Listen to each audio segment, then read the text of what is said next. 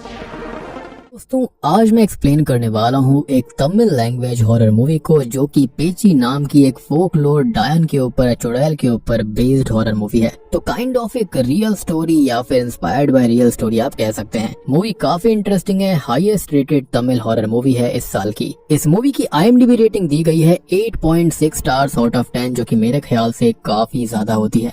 बाकी मैंने हाल ही में ही एक सच्ची घटना पर आधारित मूवी डिलीवरेंस को एक्सप्लेन किया है जो कि नन और कॉन्जरिंग जैसी सिमिलर फिल्म में से एक है, या फिर आप कह सकते हो एक्सॉर्सिस्ट बिलीवर जैसी। तो अगर आपने उसे बाय चांस मिस कर दिया है तो जाकर जरूर देख लेना, उसका लिंक आपको नीचे डिस्क्रिप्शन में पिन्ड कमेंट में मिल जाएगा। तो चलिए अब बिना किसी देरी के चलते हैं सीधा वीडियो की तरफ।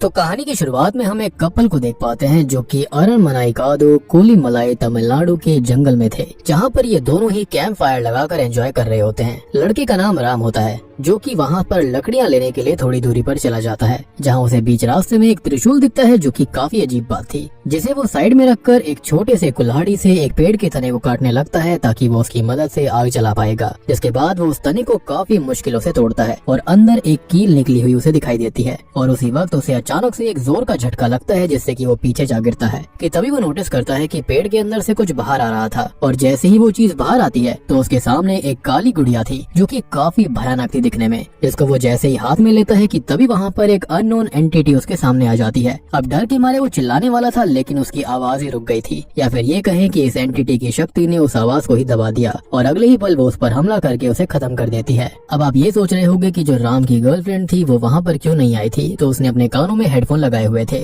लेकिन जब वो नोटिस करती है कि राम काफी देर से गायब है तो वो भी वहाँ पर जाती है और जैसे ही वो उस गुड़िया को अपने हाथ में लेती है तो वो एंटिटी उसको भी खत्म कर देती है। हम उसके चिल्लाने की आवाज को सुन पाते हैं, जिससे कि एक बात तो साफ हो जाती है कि वो जो कुछ भी है उस गुड़िया के ऊपर किसी तरह का काला जादू होगा और या फिर कोई आत्मा उससे जुड़ी हुई होगी जो कि आजाद हो गई थी। खैर अब कुछ महीने बीत जाते हैं और हम एक दोस्तों के ग्रुप को देखते हैं जिसके अंदर 5 लोग थे, जिनके नाम चरण, मीना, जेरी, सेतु और चारू थे। जहां पर चरण और मीना कपल होते हैं और ये सभी मिलकर उसी शुरुआत वाले जंगल में ट्रैकिंग करने का प्लान बना रहे थे।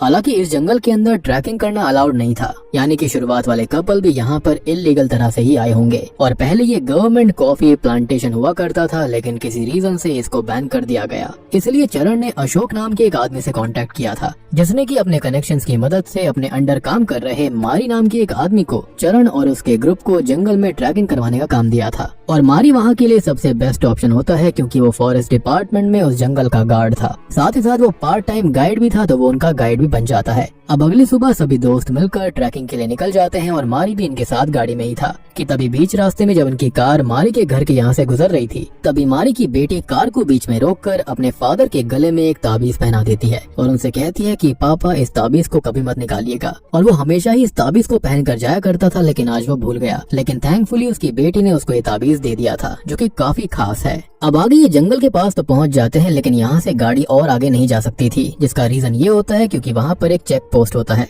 जिसके चलते इनको अपनी गाड़ी वहीं पर छोड़नी पड़ती है। और उस वक्त हम मारी के एक फ्रेंड को देख पाते हैं जो कि उसी के गांव का था, तो वो उस गाड़ी में बैठ जाता है और उसकी देखभाल करने लगता है। अब आगे कुछ ही दूरी पर चलने के बाद जब जंगल शुरू होने वाला होता है तभी मारी सभी से ये कहता है कि अगर आपको जिस किसी को भी कॉल करके कुछ बताना है तो अभी बता दीजिए क्योंकि यहाँ से आगे सिग्नल्स नहीं मिलेंगे। जिस पर मीना उसको ये पूछती है कि अगर हम किसी मुसीबत में फंस गए तब क्या होगा, क्या तुम्हारे पास कोई वॉकी टॉकी वगैरह नहीं है। जिसके जवाब में मारी कहता है कि हमें डिपार्टमेंट की तरफ से ऐसा कुछ दिया ही नहीं गया है और अगर आप लोग मेरी बात मानते रहेंगे तब आप किसी भी मुसीबत में नहीं फंसेंगे। अब आगे कुछ देर चलने के बाद इनको एक जगह पर पानी बहता हुआ दिखाई देता है जिसे देखकर मीना और चारू उसमें जाकर एंजॉय करने लगते हैं, जिस दौरान वो बहुत ही ज्यादा शोर मचा रहे थे। जिस पर मारी उन्हें वहाँ से जल्दी निकलने के लिए कहता है। अब इस चीज का वो ये कारण देता है कि यहाँ पर जंगली जानवर आ सकते हैं और वैसे भी इतना शोर मचाना ठीक नहीं है। जिसके बाद वो दोनों वहाँ से बाहर तो आ जाते हैं लेकिन मीना मारी के ऊपर अंदर ही अंदर गुस्सा हो रही थी। खैर कुछ ही देर के बाद में ये अचानक से एक जगह पर पहुँच जाते हैं जहाँ पर रेस्ट्रिक्टेड एरिया का बोर्ड लगा हुआ था और वहाँ पर ढेरों घंटियाँ बंधी हुई थी, जिसको सेतु हाथ लगा देता है और अगले ही पल वो घंटियाँ पुरानी होने की वजह से गिर जाती हैं क्योंकि जिस रस्सी पर उस घंटी को बांधा गया था वो रस्सी बिल्कुल गल चुकी थी। अब मारी ये सब देखता है और ये कहता है कि हमें यहाँ से नहीं जाना चाहिए, ये खतरनाक जगह है और ऐसा कहते हैं कि यहाँ पर कोई आत्मा रहती है। अब ये बात सुनकर तो मीना का गुस्सा 7वें आसमान पर चला जाता है। वो मारी से कहती है कि क्या तुमने हमें बच्चा समझा हुआ है और तुम हम सभी को हर जगह जाने के लिए मना क्यों कर रहे हो। जिस पर बाकी सब भी मीना की बातों से एग्री करते हैं लेकिन मारी के बार बार कहने पर सभी उसकी बातों को मानकर दूसरी तरफ से जाने लगते हैं। जिस बीच चारू को एक जगह से अजीब सी आवाज आ रही होती होती है और उसी के पीछे वो सबसे अलग दूसरे रास्ते पर जाने लगती है, जो रास्ता एक खाई के पास जाकर खत्म हो जाता है। और इस तरह से वो उस खाई के पास आ गई थी जहाँ पर अगले ही पल उसे ऐसा लगता है कि जैसे किसी ने उसे पीछे से धक्का दिया हो। लेकिन इससे पहले कि वहाँ पर कुछ होता, मारी पीछे से आकर चारू को पकड़ लेता है और चारू इस सोच में पड़ जाती है कि जब वहाँ पर कोई भी नहीं था तो किसने उसे पीछे से धक्का दिया होगा। हालांकि वो जल्दी ही इस बात को भूल जाती है जब उसके दोस्त उसके साथ मस्ती मजाक करने लगते हैं। इसी बीच चरण और मीना दोनों एक साथ बैठे हुए थे और जेरी अचानक से आकर उनकी फोटो लेने लगता है, जिसको देखकर वो दोनों ही वहाँ से उठकर भाग जाते हैं और एक पेड़ के पीछे छुप जाते हैं। जेरी को पहले ये बात समझ में नहीं आती कि सभी पेड़ के पीछे छुपे हुए हैं, लेकिन बाद में वो मीना को एक पेड़ के यहाँ पर देख लेता है और वो उसको कहता है कि तुम पेड़ से बाहर आओ, वहाँ से तुम्हारी अच्छी फोटो आएगी। जेरी के इतना कहते ही पेड़ की यहाँ से एक चुड़ैल बाहर आती है, जिसको अचानक से ऐसे देखकर उसे झटका लगता है और तभी कोई हाथ नीचे से जेरी का पैर खींचता है, जिससे कि वो अपनी जगह पर गिर जाता है और इससे वो बहुत ज्यादा डर गया था। तभी हम देख पाते हैं कि उसके पैरों पर किसी के उंगलियों के निशान भी आ गए थे, यानी कि जो कुछ भी उसके साथ हुआ वो बिल्कुल सच था। जेरी की इस हालत को देखकर सभी दोस्त सामने आकर उस पर हंसने लगते हैं, लेकिन वो उन्हें ये समझाने की कोशिश कर रहा था कि यहाँ पर कोई है और इस बात को लेकर वो इतना सीरियस हो गया था कि वो अपने ट्रैक को कैंसिल करके वहाँ से चले जाने की बातें करने लगता है। जब ये बात सेतु सुनता है तो वो उस पर गुस्सा होकर ये कहता है कि तुम तो हो ही डरपोक, चले जाओ यहाँ से। और उस वक्त चारू भी सेतु का ही साथ दे रही थी, जिस वजह से जेरी गुस्से में दोनों से ये कहता है कि अगर तुम्हारे अंदर हिम्मत है तो तुम दोनों बस जंगल के अंदर जाकर दिखाओ और जिस जगह पर रेस्ट्रिक्टेड एरिया का बोर्ड लगा है वहाँ से वापस आकर दिखाओ। अब ये सब बातें मारी भी सुन रहा था, लेकिन उस वक्त उसकी बात वहाँ पर कोई भी नहीं सुनता। जिसके बाद सेतु और चारू जेरी के चैलेंज को सीरियसली ले लेते हैं और एक बड़े से रेड रिबन को अपने साथ लेकर जंगल में आगे बढ़ने लगते हैं। जहाँ पर वो उस वक्त जिस जगह के पास से गुजर रहे थे वो वहाँ पर उस रिबन को बांध रहे थे ताकि वो रास्ता ना भटक जाए। जिसके बाद रेस्ट्रिक्टेड एरिया के अंदर वो चले जाते हैं और वहाँ से कुछ ही दूरी पर उनको एक पुराना घर नजर आता है, जिस दौरान हम एज एन ऑडियंस ये गौर कर पाते हैं कि इनके ऊपर कोई नजर रख रहा था। फिर ये दोनों उस घर के अंदर जाते हैं जहाँ पर इन्हें वही श्रापित गुड़िया मिलती है जो की शुरुआत में दिखाई दी थी, जिसे चारू अपने हाथ में ले लेती है और उसके साथ सेल्फी लेने लगती है कि तभी उसे अपने पीछे वही चुड़ैल नजर आती है जिसे हमने पहले भी देख रखा है, जिसको देखकर वो बहुत डर जाती है और फिर वो उसे बाहर भी नजर आती है, जिससे कि उसकी हालत खराब हो गई थी कि एक ही बार में वो दो जगह पर कैसे दिख गई। वो सेतु को बताने लगती है कि वहाँ पर चुड़ैल है, लेकिन उसे वहाँ कोई नजर नहीं आता। दूसरी तरफ चरण और मारी को इन दोनों की फिक्र होने लगती है, इसलिए वो उन्हें ढूंढने के लिए जाते हैं, जहाँ पर उन्हें बीच रास्ते में चारू घायल हालत में बेहोश मिलती है। पर जैसे ही दोनों उसके पास जाकर उसकी हेल्प करने लगते हैं तो चारू जोरों से हंसने लगती है और सेतु भी सामने आकर हंसने लगता है, जिससे कि दोनों समझ जाते हैं कि ये दोनों प्रैंक कर रहे थे और इससे उन दोनों को काफी गुस्सा आ जाता है। मारी फिर गुस्से में वापस बेस कैंप पर आने लगता है, जिसके पीछे चरण भी आ रहा था और तभी वो दोनों नोटिस करते हैं कि सेतु और चारू तो दोनों पहले से ही बेस कैंप पर थे और चारू डर से कांप रही थी, जिसको देखकर सडनली उनके दिमाग में ये सवाल आता है कि फिर वो दोनों कौन थे जिन्होंने इनके साथ प्रैंक किया था। जिसके बाद पीछे मुड़कर देखने पर चरण को चारू और सेतु, जो कि उसी चुड़ैल के छलावे थे, वो एक शैतानी मुस्कुराहट के साथ उनकी तरफ देखते हुए दिखाई देते हैं, जो कि अगले ही पल गायब भी हो जाते हैं, यानी कि ये चुड़ैल उनके साथ खेल रही थी। अब ये चीजें मारी भी गौर करता है और वो सभी को बताता है कि वो वापस लौट चुकी है, यानी कि पेची, यानी कि वो चुड़ैल, उसका नाम पेची था। जिसके बाद वो पेची की कहानी बताने लगता है, जो कि उनकी ही गांव की एक औरत हुआ करती थी, जिसने कि केरला से काला जादू सीखा था और वो जंगल में अपने फॉलोअर्स के साथ काला जादू किया करती। जिससे कि हुआ ये कि अचानक से ही धीरे धीरे गांव के कई लोगों की मौतें होने लगी और कई लोग गायब भी हो गए थे। लोगों को जल्दी ही पता चल गया था कि इसके पीछे पेची ही है और वो उसे रोकने के लिए पहुंच गए, लेकिन वो इतनी शक्तिशाली थी कि उसने कुछ ही पलों में अपनी शक्तियों की हेल्प से कई सारे लोगों को खत्म कर दिया। जब ये बात गाँव वालों ने एक साधु को बताई तो उन्होंने बताया कि वो शैतान की पूजा करती है और खास करके वो एक रिचुअल कर रही है जिसके अंदर इंसानों की बलि दी जाती है और इससे अमर होने का वरदान मिलता है और पेची को मारा नहीं जा सकता, लेकिन उसको कैद जरूर किया जा सकता है। इसके बाद साधु के कई बातों को मानकर गांव वालों ने दूसरी बार पेची पर हमला किया, जिसके अंदर उसका शरीर तो नष्ट हो गया था, लेकिन उसकी आत्मा को उसी भयानक गुड़िया के अंदर कैद करके एक पेड़ पर लटका दिया गया, जिसे स्टार्टिंग में उस लड़के ने पेड़ से गिरा दिया था और पेची आजाद हो गई थी और उन्होंने पेची के शरीर को वहीं नजदीक में दफना दिया था, जिस वजह से पेची जंगल के बाहर किसी को कुछ नहीं कर सकती। उसका एक इलाका बंद गया था और इसलिए वहाँ पर रेस्ट्रिक्टेड एरिया वाला बोर्ड भी लगा दिया गया और ऐसा इसलिए किया गया था ताकि कोई भी उसके अंदर ना जा पाए। वो जो घंटियां थी शायद से वो पेची को रोकने के लिए थी, उसकी शक्तियों को रोकने के लिए, लेकिन वो तो टूटकर बिखर गया था। सबसे बड़ी बात कि यहाँ पर जो कॉफी प्लांटेशन थी उसको भी इसलिए ही बंद कर दिया गया था और अब आपको समझ में आया होगा कि राम और उसकी गर्लफ्रेंड के साथ क्या हुआ था, उनको पेची ने ही मार दिया था।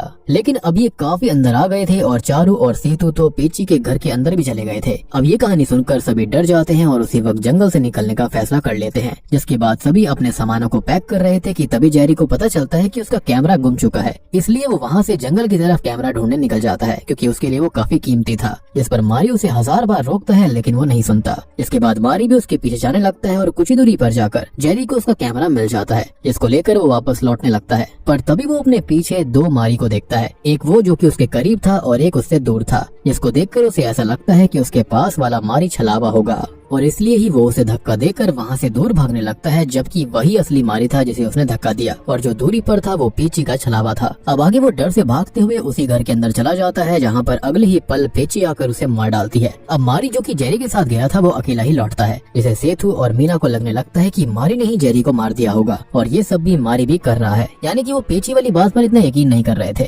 जिससे कि सेतु मारी पर गुस्सा होकर उसे मारने लगता है। दूसरी तरफ चारू भी कहीं चली जाती है, जिसको ढूंढते हुए चरण और मीना उसके पीछे जाते हैं, जहाँ पर उन्हें चारू एक जगह पर अजीब तरह से खड़ी मिलती है और एक ही झटके में पेची उसे पकड़कर अपने साथ ले जाती है, जो कि इतनी तेजी से हुआ था कि वो सब ठीक से देख भी नहीं पाते। अब जैसे ही चारू की मौत के बारे में सेतु और मारी को पता चलता है तो दोनों जंगल से भागने लगते हैं और उनके पीछे मीना और चरण भी भाग रहे थे। जिस बीच मारी काफी दूर भाग जाता है और उसकी जगह एक छलावा मारी बनकर इन तीनों को पेची के घर के पास ले जाने लगता है। जिस चीज को सेतु समझ जाता है और वो चरण और मीना को जाने से रोकता है। तभी दूसरी तरफ हमें रियल मारी को दिखाया जाता है, जिस पर पेची हमला करने आती है, लेकिन वो किसी कारण से बीच में ही रुक जाती है और वहाँ से गायब हो जाती है, जिससे कि मारी बच जाता है। लेकिन ये हुआ कैसे था? तो मारी ने जो ताबीज पहना था जो उसकी बेटी ने उसको दिया था, उस वजह से पेची उसे मार नहीं पाई। अब आगे हम नोटिस करते हैं कि मीना गायब हो गई है, जिसको चरण और सेतु ढूंढने लगते हैं। तब वो उन्हें पेची के घर में नजर आती है, जिसको देखकर सेतु वहाँ से भाग जाता है और चरण मीना को लेने जाता है। तभी हम सेतु को देखते हैं, जिसे भागते हुए जेरी घायल हालत में नजर आता है, जिसकी वो मदद करने जाता है, लेकिन सून ही रियलाइजेस कि वो जेरी नहीं बल्कि वही चुड़ैल पेची है और अगले ही पल वो भी पेची का शिकार बन जाता है। वहीं चरण और मीना पेची के घर से दूर जा रहे थे और तभी उनके सामने मारी आ जाता है, जो कि उनको ये कहता है कि हमें जंगल से बाहर जाना होगा और तभी हम पेची से बच सकते हैं। जिस पर मीना चरण से कहती है कि इसकी बात का विश्वास मत करना, ये भी छलावा हो सकता है। जिस पर मारी कहता है कि मैं कोई छलावा नहीं हूँ और ये ताबीज उसका सबूत है। ये वही ताबीज है जिसे साधु जी ने मेरे पूर्वजों को दिया था और इसी वजह से उनके पूर्वज पेची के शरीर को नष्ट कर पाए थे, क्योंकि पेची बहुत ताकतवर थी और उसे मारना नामुमकिन था। इसलिए इस ताबीज पर उसकी शक्तियों का इतना असर नहीं होता। लेकिन ये सुनने के बाद भी मीना उसकी बात पर विश्वास नहीं करती, पर चरण के कहने पर वो मान जाती है। जिसके बाद दोनों एक दूसरे का हाथ पकड़कर मारी के हाथ को पकड़ लेते हैं, ताकि वो ताबीज उनको भी प्रोटेक्ट कर पाएगा। और वो जंगल के रेस्ट्रिक्टेड एरिया से बाहर भागने लगते हैं और जैसे ही वो उस एरिया के बाहर आने वाले होते हैं कि मीना का हाथ छूट जाता है और पेची एक ही पल में उसे वहाँ से लेकर चली जाती है, जिससे कि चरण बहुत ही ज्यादा टेंशन में आ गया था और वो मीना को ढूंढने के लिए वापस जाने लगता है। मारी उसे रोकने की बहुत कोशिश करता है, पर वो उसकी एक नहीं सुनता और फिर से रेस्ट्रिक्टेड एरिया के अंदर चला जाता है। अब उसे जल्दी ही समझ में आ जाता है कि उसका फैसला कितना गलत था, क्योंकि अंदर उसे मीना नहीं मिलती और अपने दोस्तों के डरावने छलावे उसे डरा रहे थे, उसे मॉक कर रहे थे। जिसके बाद पेची उसे मारने आती है, लेकिन वो उसके करीब आते ही वहाँ से अचानक गायब हो जाती है और चरण बच जाता है। तभी चरण अपने हाथ में मारी का वो ताबीज देखता है, जो कि उसके हाथों में तब आ गया था जब मारी उसे रोकने की कोशिश कर रहा था। अब चरण फिर जंगल से बाहर आने लगता है, जिस दौरान बीच में उसे मारी का मृत शरीर नजर आता है, जिसे पेची नहीं मारा होगा क्योंकि उसके पास ताबीज नहीं था। लेकिन हमको एक बात अजीब लगती है कि पेची तो रेस्ट्रिक्टेड एरिया के बाहर नहीं आ सकती थी, तो यहाँ पर उसने उसे आकर मार कैसे दिया। खैर चरण फिर जंगल से बाहर आ जाता है, जहाँ पर उसे मारी के उसी दोस्त की कार आते हुए दिखाई देती है, जिसके बारे में मैंने आपको याद रखने के लिए कहा था। और जब वो उसे रुकवाता है तो उसके अंदर शॉकिंगली मीना भी होती है, लेकिन तभी वो आदमी चरण को पंच मारकर बेहोश कर देता है, जो कि इस मूवी का सबसे बड़ा ट्विस्ट होता है। और जैसे ही फिर चरण की आंखें खुलती है तो वो अपने आप को पेची के घर में बंधा पाता है, जहाँ पर उसके सामने वो आदमी और मीना खड़े हुए थे। और दोस्तों अब यहाँ पर खुलते हैं इस मूवी के असली पत्ते और तब हमको पता चलता है कि मीना अब तक किसी भी चीज को लेकर शॉक्ड क्यों नहीं हो रही थी, या फिर वो बार बार मारी के ऊपर गुस्सा क्यों करती थी। तो असल में मीना कोई और नहीं बल्कि पेची की ही वंशज है और उसकी उत्तराधिकारी आने वाले समय में वही होने वाली है, यानी कि वो भी इसी खतरनाक तरीके का ब्लैक मैजिक करेगी। और जैसे ही मूवी की स्टार्टिंग में उस लड़के की वजह से पेची आजाद हुई थी, ये बात मीना की दादी को पता चल गई थी, क्योंकि कहीं न कहीं शायद से वो भी उसी कल्ट से जुड़ी हुई थी और उन्होंने मीना से 13 लोगों के सेक्रीफाइस की बात करी, यानी कि पेची को जो चाहिए वो पाने के लिए उन्हें शैतान डायन को अभी भी 13 और सैक्रिफाइस करने होंगे, क्योंकि पेची के खत्म होने से पहले खाली 13 और सैक्रिफाइस बचे हुए थे। जैसा कि उस साधु जी ने बताया था कि अगर पेची ने और भी ज्यादा लोगों का सैक्रिफाइस दिया तो वो अमर हो जाएगी। अब देखो, इन 13 में से 2 लोग तो पहले ही खत्म हो गए, यानी कि राम और उसकी गर्लफ्रेंड, यानी कि वही स्टार्टिंग वाला कपल। अब यहाँ पर खाली 11 बचे हुए थे सैक्रिफाइस के लिए। अब ऑब्वियस ही बात है कि पेची वाले इलाके में कोई भी खुद से तो जाएगा नहीं। गवर्नमेंट और बाकी सब ने वहाँ पर रेस्ट्रिक्टेड एरिया का बोर्ड लगा दिया था। राम और उसकी गर्लफ्रेंड तो बेवकूफ थे जो कि वहाँ पर चले गए। हो सकता है कि वो इन बातों पर यकीन नहीं करते होंगे, या फिर ये भी हो सकता है कि बात उससे भी ज्यादा खतरनाक होगी। तो अब मीना की दादी ने मीना को ये काम दिया था कि पेची के पास उसे ही लोगों को लेकर जाना होगा। तो मीना ने चरण के साथ दोस्ती बनाई, उसके साथ रिश्ते में आने का नाटक किया और उसके दोस्तों के साथ वो शामिल हो गई और फिर बड़ी चालाकी से उन्हें इस ट्रैकिंग के लिए मना लिया। वो होता है ना, आप किसी को उकसाओगे, इंटरेस्ट दिलवाओगे तो इंसान वहाँ पर चैलेंज के रूप में चला जाता है। यहाँ पर सेम चीज हुई थी। यहाँ तक कि सबसे बड़ी बात ये होती है कि जैसा मैंने आपको बताया था कि जो पेची की शक्ति थी वो उस रेस्ट्रिक्टेड एरिया तक थी, लेकिन मारी को उसके बाहर मारा गया था। तो मारी को पेची ने नहीं बल्कि मीना ने खुद चाकू की हेल्प से मारा था।